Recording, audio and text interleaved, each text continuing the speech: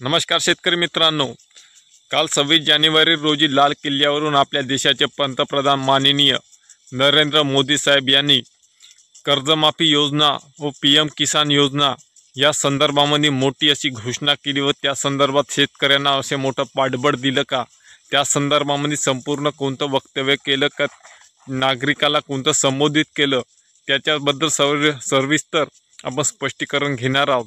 तर शेतकरी मित्रांनो, या चॅनलवर नवीन असाल तर लाईक करा, सबस्क्राइब करा आणि शेअर करा। तर शेतकरी मित्रांनो, काल देशाचे पंतप्रधान बोलताना असे सांगितले की आपण 2.5 लाख करोड रुपये शेतकरी सन्मान PM किसान योजनेचे शेतकऱ्यांच्या खात्यावर वितरित केलेले आहे। त्यामुळे शेतकऱ्यांना कुठंतरी हा केंद्र सरकारकडून आधार मिळत आहे असं देखील त्यांनी बोलताना सांगितले आहे। आणि त्याच्यानंतर कर्जमाफीचा विषय जो महाराष्ट्रामध्ये आता आहे 2017 पासून रेंगाळत चाललेला विषय आहे कर्जमाफीचा। शेतकरी हा एक ना अनेक अशा आर्थिक संकटामध्ये भरडला गेलेला आहे। कधी आर्थिक संकट तर कधी निसर्गाचं संकट, कधी पाण्याचं संकट, कधी गारपिटीचं संकट तर कधी दुष्काळाचं संकट, असा हा संपूर्ण घेऱ्यामध्ये हा शेतकरी आपला हा भरडला जातो आहे। आणि मोदी साहेब यांनी सांगितले की आयुष्यमान कार्ड योजना जी काय आहे त्याच्यामध्ये 5 लाखपर्यंत आपण मोफत उपचार दिलेले आहे। त्यामध्ये सामान्य नागरिकांना, शेतकऱ्यांना भरपूर असा फायदा झालेला आहे। त्याच्या व्यतिरिक्त जी काय कर्जमाफीची योजना आहे जी आता आपले महाराष्ट्राचे मुख्यमंत्री शिंदे साहेब यांनी जी कर्जमाफीची योजना जी अंमलात आणलेली आहे त्याच्याबद्दल जे स्पष्टीकरण अधिवेशनमध्ये सांगितलं आहे की आम्ही शेतकऱ्यांचं सरसकट कर्ज माफ करू, त्याबद्दल देशाचे पंतप्रधान ह्या कर्जमाफी संदर्भामध्ये कुठलंच असं भाषण तिथं केलेलं नाही व शेतकऱ्यांना कुठली कर्जमाफी मिळेल महाराष्ट्रातील शेतकऱ्यांना असं देखील कोणतंच बोलताना असे सांगितलेलं नाही।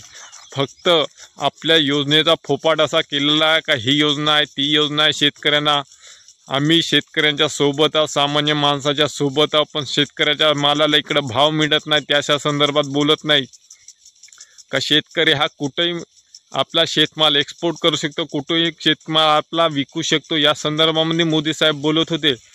पण आज आमच्या शेतकऱ्याकडे असलेला माल हा त्याच्या हमीभावामध्ये सुद्धा विकल्या जात नाही। हे स्पष्टता हे कधी सांगणार आहे शेतकऱ्यांना तुम्ही?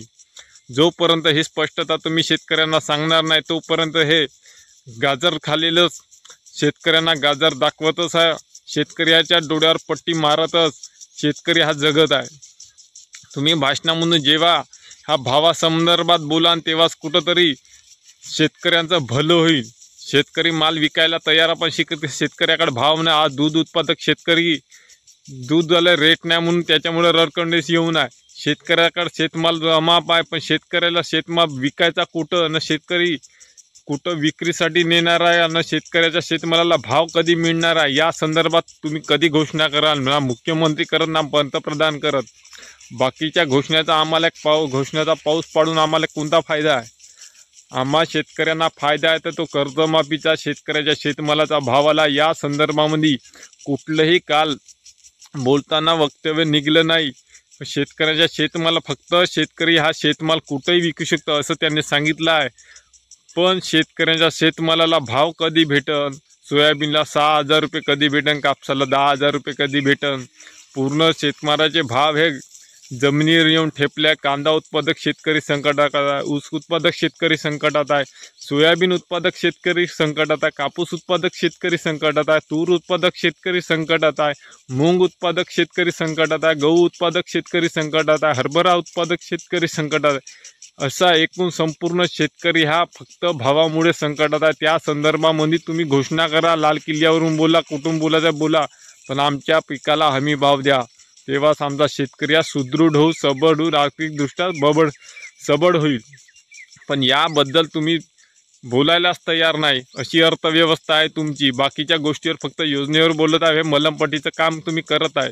असा शेतकरी मित्रांनो, व्हिडिओ आवडल्यास लाईक करा, शेअर करा, सबस्क्राईब करा। धन्यवाद।